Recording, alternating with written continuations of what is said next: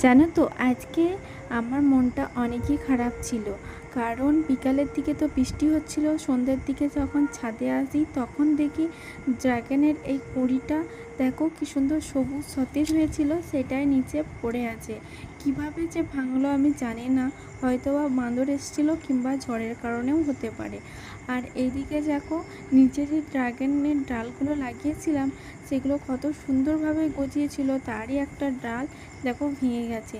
তো সেটাই এখন মাটিতেই লাগিয়ে দিলাম পাশেই, জানি না হবে কি না, তবুও লাগিয়ে দিলাম যদি হয় তার আশায়। আর ছাদে এসছি, আর এদিকে দেখলাম যে প্রচুর পরিমাণে কদিন ধরে বৃষ্টি হওয়ার জন্য রেন লিলি একটা কিন্তু ফুটেছে অলরেডি। আর এদিকে দেখো প্রচুর পরিমাণে রেন লিলি কুড়ি চলে এসেছে।